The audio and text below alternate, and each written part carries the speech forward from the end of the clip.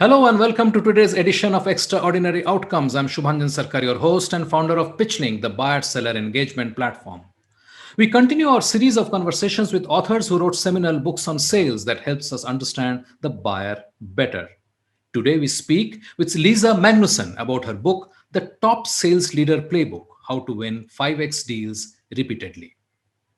Lisa Magnuson has walked in the shoes of sales leaders. She was an award winning sales manager and led the charge as a sales VP for several sales organizations across a variety of geographies, including executive positions with Fortune 50 companies across a broad spectrum of industries, including technology, software, security, healthcare, medical device, insurance, and manufacturing. Lisa has worked with senior sales leaders and their teams to achieve phenomenal results, especially in the area of big account wins. Lisa also founded and facilitated the Sales Executive Mastermind Group for sales VPs in the Pacific Northwest. She conducted one on one interviews with 41 sales executives, CROs, sales VPs, and directors as part of her research for this book. Now, on to this insightful episode with Lisa Magnuson. Lisa, welcome to the show. Thank you. Thrilled to be on the show. So let's start at the beginning. You're not new, neither are you new to sales, nor are you a new author. Why did you have the compulsion to write this new book? Well, I have spent my entire career in sales and sales leadership, and for the past 15 years as a sales consultant. And one of what compelled me to write this book is that in working with sales leaders and business leaders, I felt like there was this need to sort of codify how those groups organize themselves to go after truly, truly large deals. I call them 5X deals, meaning about 5 times your average deal size.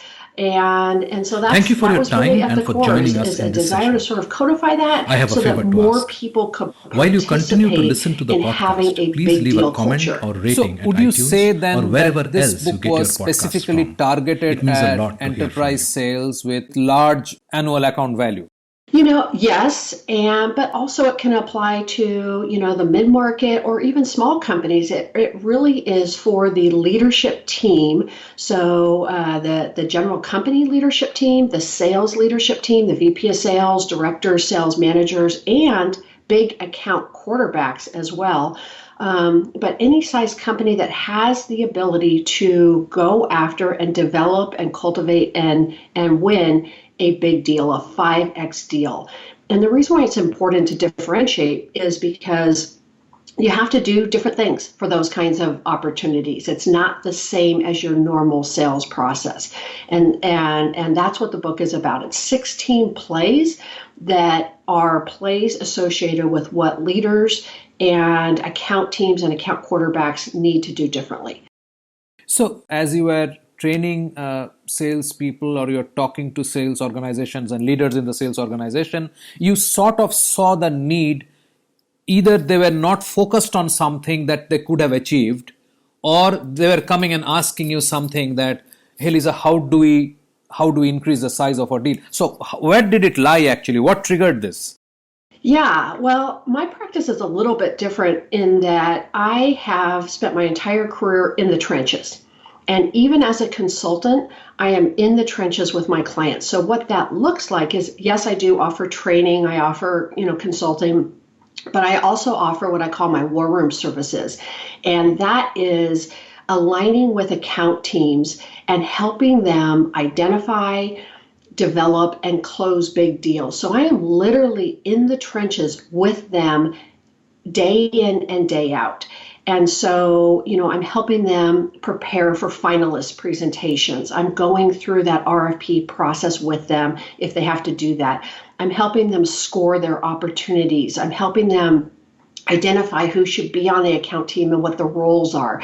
I'm sort of that external expert and facilitator. And in many, many cases, I stay with that account team from the beginning all the way through to the end.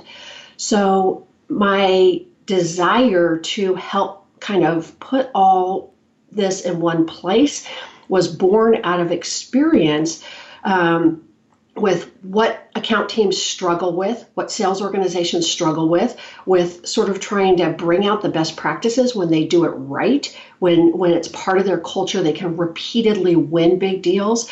And then the ones that maybe have just won one or two, they've got one or two banner accounts. How do they do that repeatedly? How do they really bring those components into their sales organization so they can replicate that year after year? And what I found, I actually interviewed 41 sales VPs as part of my research for this book, live interviews, one-on-one. And I asked them about their goals, about their challenges, about their proficiency with large account selling, and all the components. And what I learned was sales leaders today, they have twice as many challenges as they do goals. And that wasn't totally surprising to me, but when you really dig into it, it just shows how distracted they can be because they have so many challenges associated with their goals. But the other thing that I learned is most sales leaders don't have a playbook, a sales leadership playbook. They have a sales playbook for their salespeople to follow, and they want their salespeople to follow that playbook because they understand that if they do, they're going to be more successful, easier to manage, common terminology, you can measure it, but they don't have a sales playbook that would yield all the exact same benefits for the sales leadership team. And so through those 41 interviews, that really shaped my thinking on what this book should be. So it truly is a sales leader playbook, and I wrote the book in exactly the manner that those 41 people told me that they would find valuable. This is interesting because now you are saying that the sales leader's playbook trying to achieve the same goals should look different from the sales team's playbook, right? Yes, 100%. Yeah. So would you like to unpack that a bit, and can you use some examples to say how you sort of figured that and how does it look actually? Yeah, absolutely. And so a sales playbook in most sales organizations looks like identifying, what is the sales process? What's the buyer's journey that goes along with that process? What are the tools and the resources for those stages? What are some artifacts or things that salespeople can use for each of those stages? That's a typical sales playbook. And most sales organizations have those, the ones that don't should. Absolutely proven that is a winning way to run your sales organization.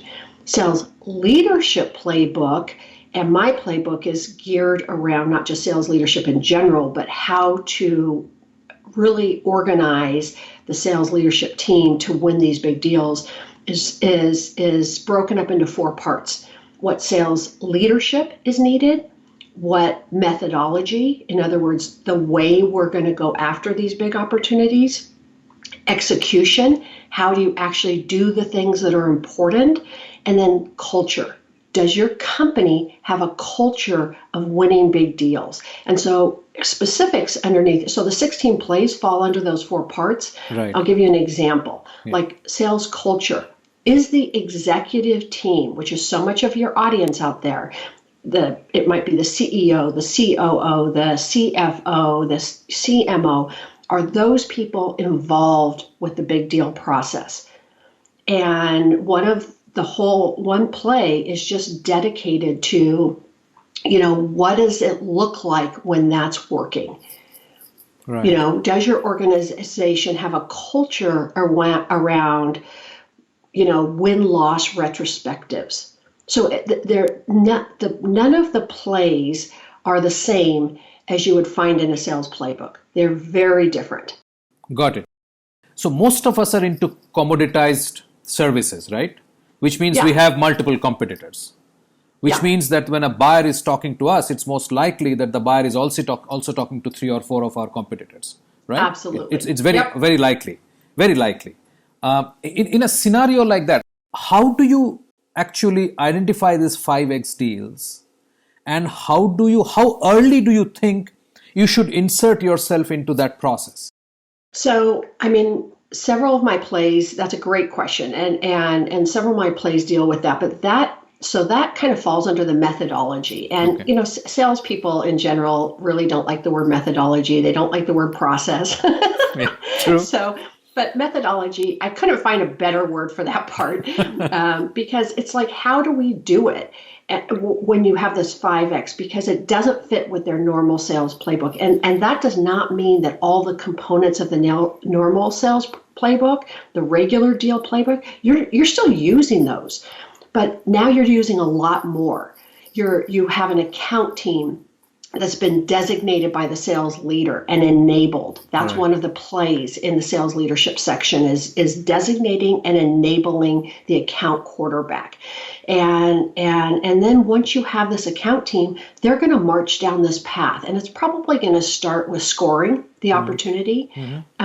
So in my book and the methodology, it goes through an extensive methodology with examples, samples, scoring being one of them, but scoring looking at a lot more than just the revenue potential. Looking at, is the account team committed to see this through? Maybe this might be 6 months, 9 months, 18 months. Right. Are they committed? I've worked with account teams. I worked with an account team recently, and we scored the opportunity, and it scored very well, but it scored very low on the customer's willingness to go all the way through their buying journey and also access to the customer. But everything else scored high. So the account team said, you know what, we think there's enough here. We want to put the time and the resources. And so we spent the first 2 to 3 months of our War Room strategy sessions literally trying to create emails that would just get a return call. And they had been doing this for 6 months prior to even engaging me. That's why they engaged me. It's like, we got to win one this year, and we can't get it done on our own. So, at one point I'm like, wow, this is really fundamental. And the VP goes, Lisa, we're just trying to rub 2 sticks together here to get a flame. I'm like, okay, fine. Well, and we got it done. We got a response. And then we got a meeting. And then we got more meetings. And and we kept having our war room work, because every meeting was intense pre-call planning. We could not drop the ball. And in the background, we were doing things like, SWOTs, and you mentioned the competitors. We were doing competitive analysis and blocking, both preemptive and if needed, defensive blocking as well. All of that was being mapped out in the background as we were engaging the customer in the foreground. And one of the things about these 5X deals, sometimes you have to go backwards to go forwards. All of a sudden now there's a committee and we have to do a relationship map for each member of that committee. And we have to go back to our research and really understand the disposition of each of those people. And again, more pre-call planning. Well, 9 months later, after we were rubbing those 2 sticks together, they won that deal. And that was a game changer for their company for the year. They only needed 1 per year, and that was their one. And now they still have that account. That's led them to another one. Right. So, these, and become a banner account for them. So it's worth the efforts when you win these, and they change the organization. So yes. Lots of work around competitors, and that is absolutely part of the methodology. Pardon the use of that word for the salespeople listening today. How much will somebody reading the book be able to execute without Lisa around? That's a great question, because yes, I love to be involved with my clients and with their deals, and I get as much gratification, I think, as they do when we go through this process and we win these deals and I see them, and I have a 95% return client rate, so then I get to work with them again and again, and of course, and stuff. But anybody can look at this playbook and make it their playbook. So it's each of the plays have, what is the play? What are the steps?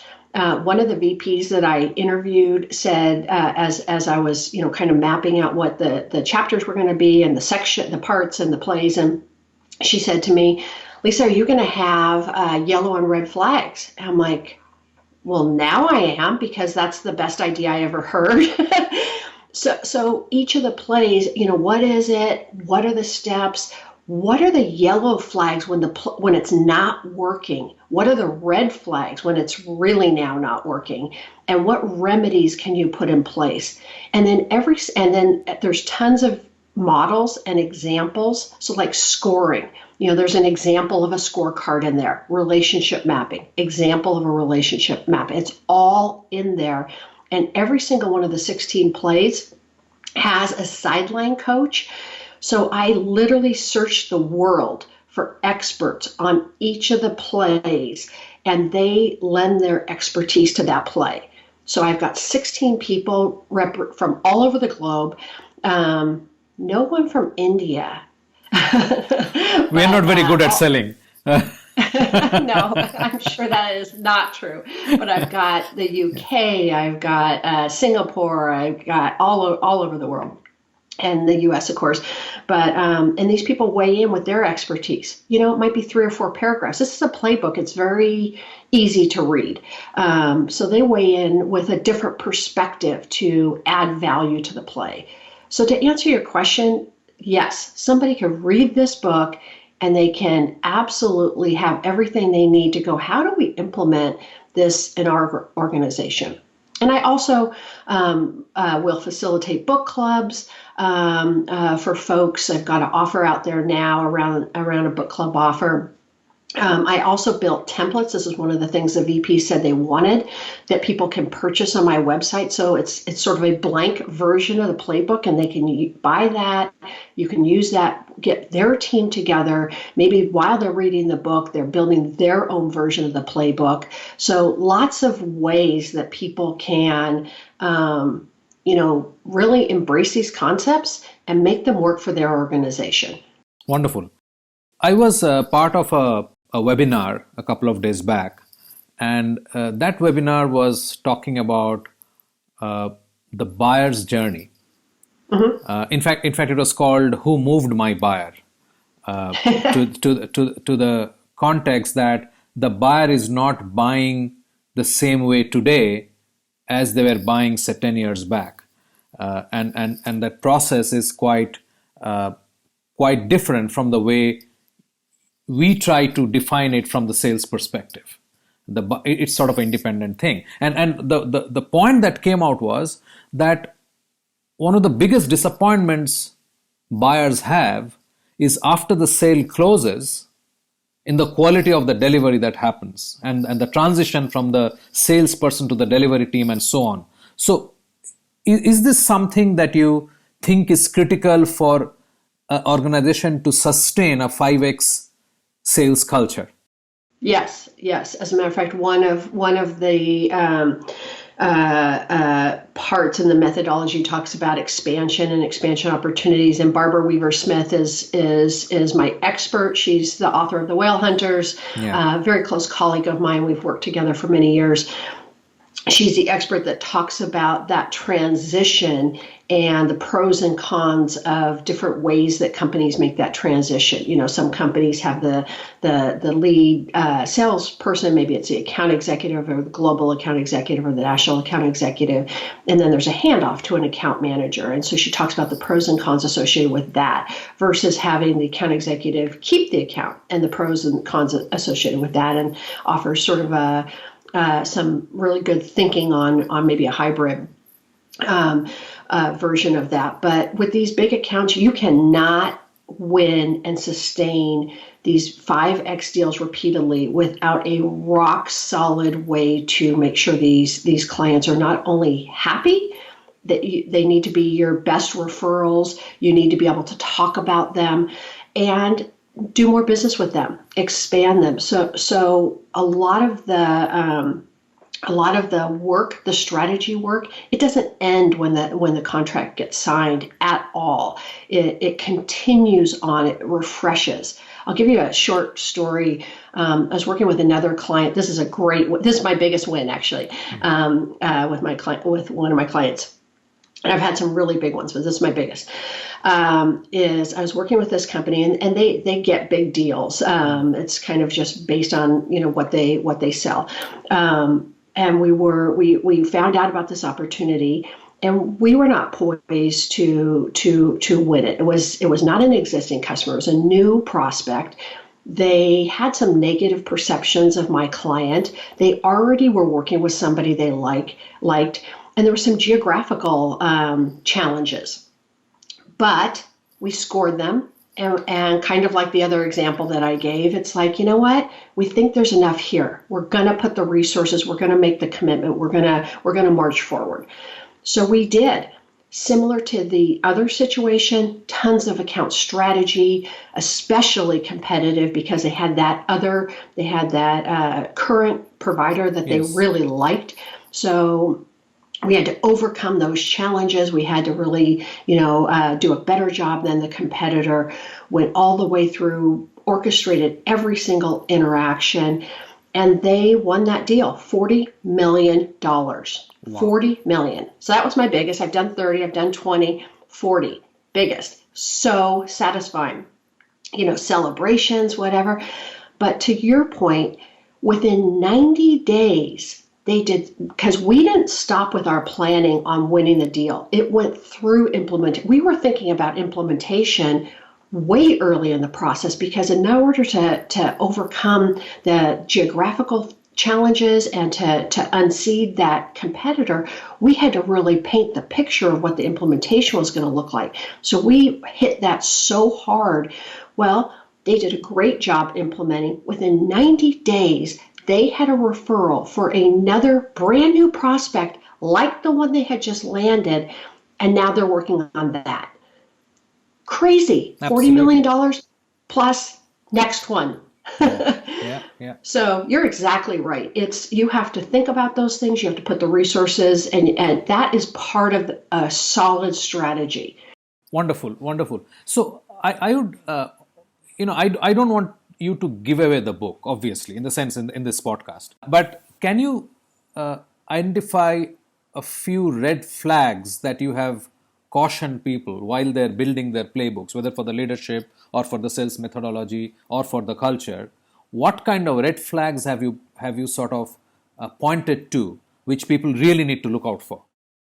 Yeah, I mean, at a high level, some of the red flags are, the sales VP not being fully committed. It saying, hey, we're going to do this thing, and it becomes kind of a flavor of the month. Mm-hmm.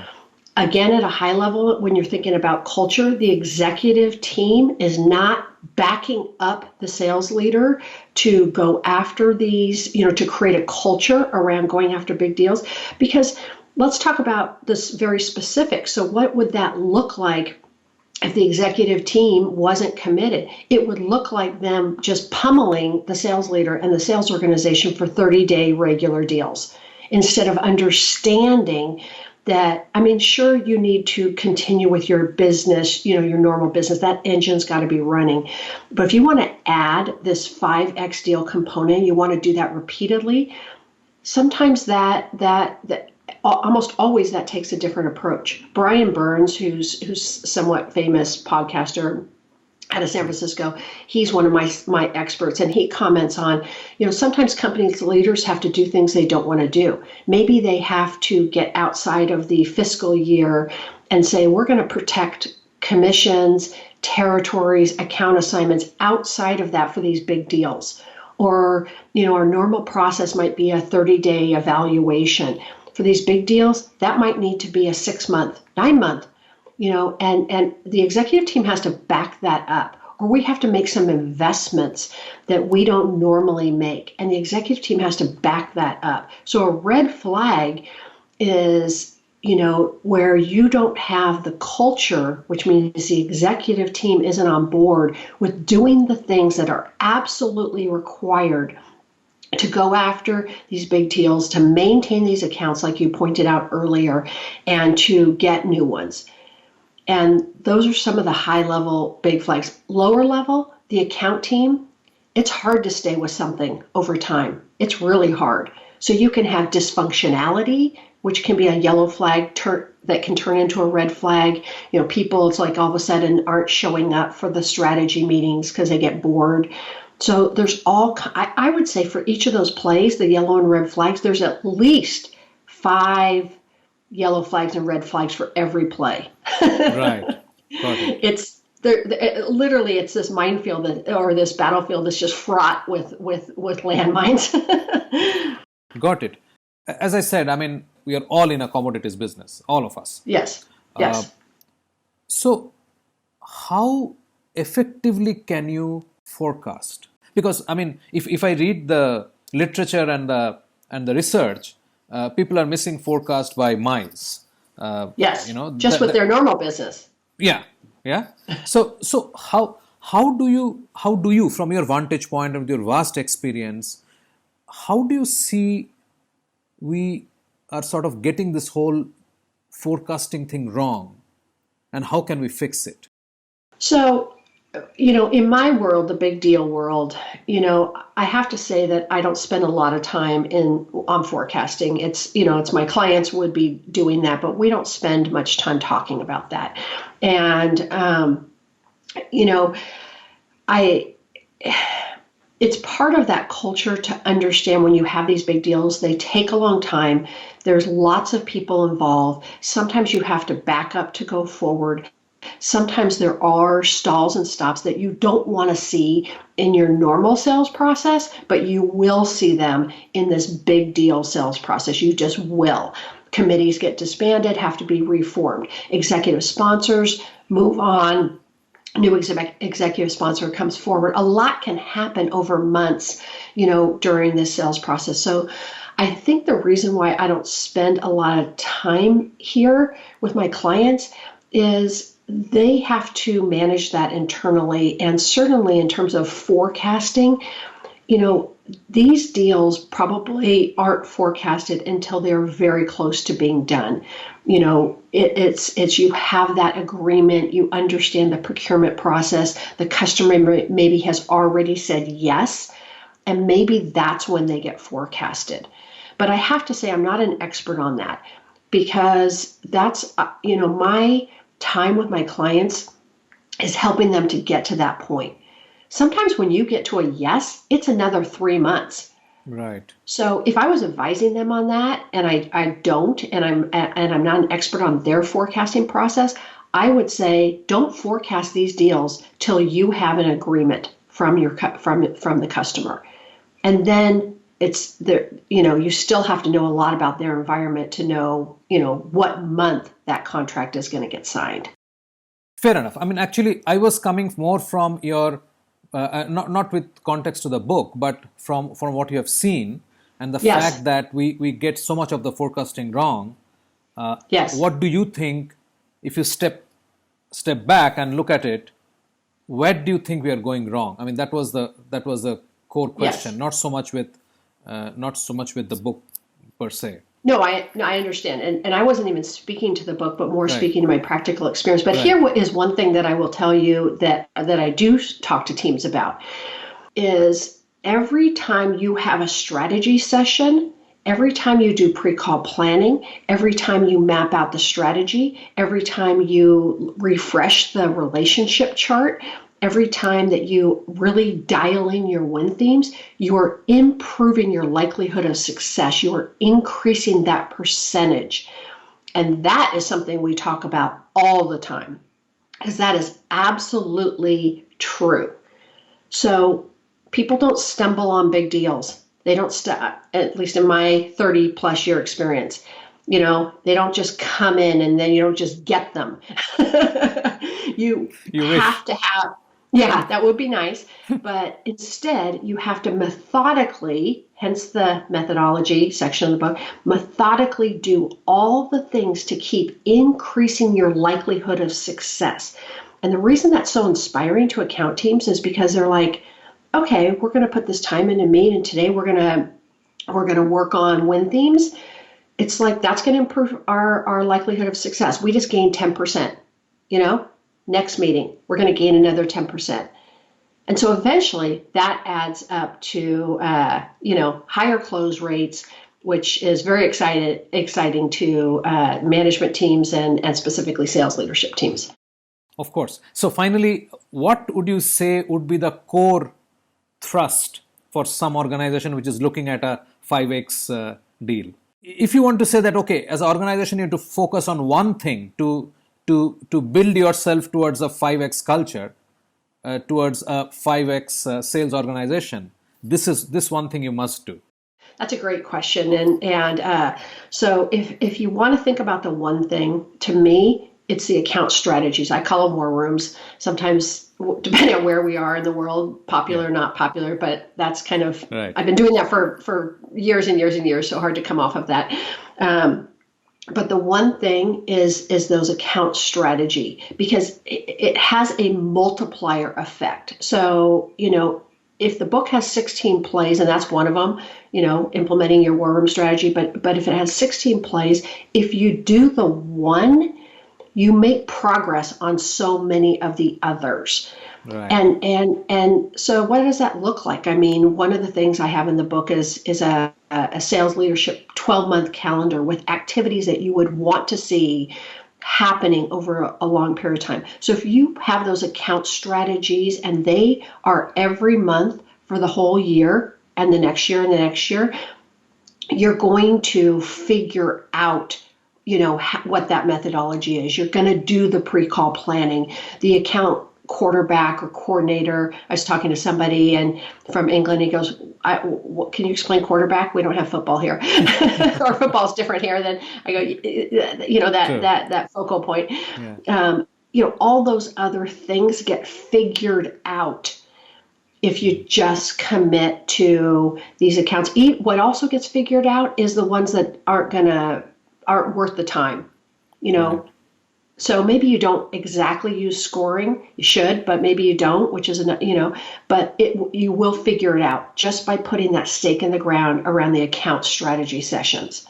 Right. So that's my one thing. That's my trust. Wonderful, wonderful. Thank you, Lisa. I really enjoyed chatting with you. Thank you. Me too.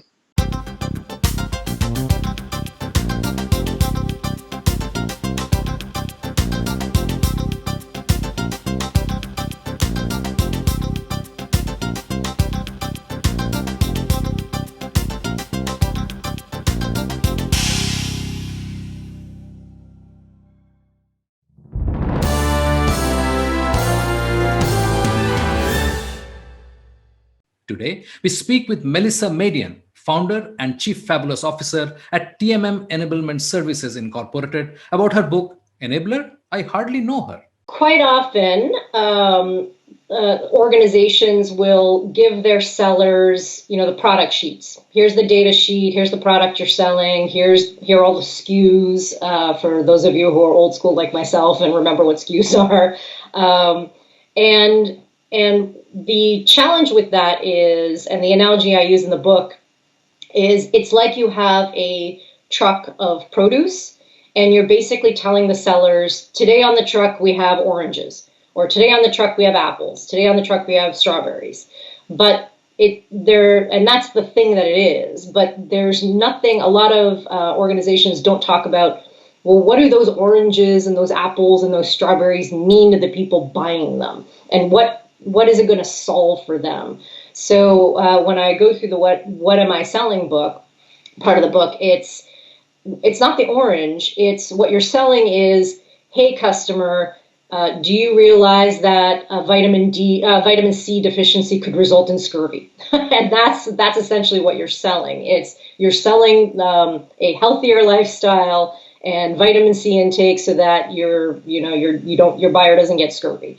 And so I detail, in the book about how organizations need to think about not the bits that are on the truck, not the produce that's on the truck, but what does that produce bring to the buyers that you're targeting? We will continue to explore the B2B conversion problem through additional episodes in our series, Fixing the 5% Conversion Problem in B2B Sales. You can still share what you think about this elephant in the sales room. Please use the link below to record your views in video, and we will continue to showcase them in our upcoming episodes. Let us listen to today's viewer response.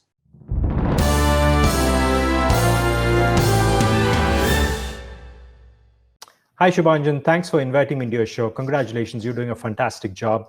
Now, for the sake of the audience, my name is MB Sam. I am the founder CEO of this advisory firm called Cusp Services, and we are exclusively focused on emerging enterprises based out of India. Now, coming to those two questions, let me try and take the first question in terms of what got us here. I think it goes back way back into our kindergarten system.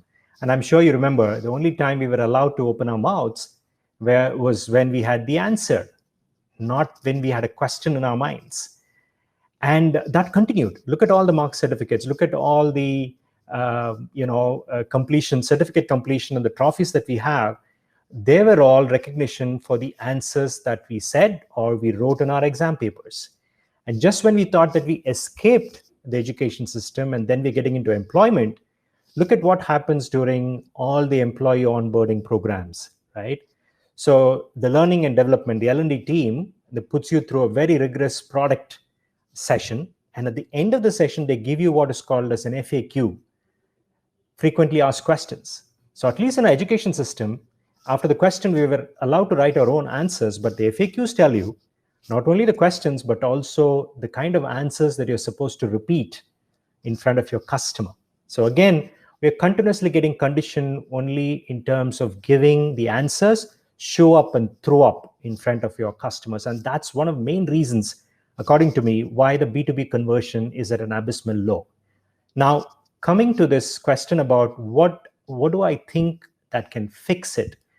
Don't be alarmed. I'm not going to use the much maligned word called empathy. That comes much, much later.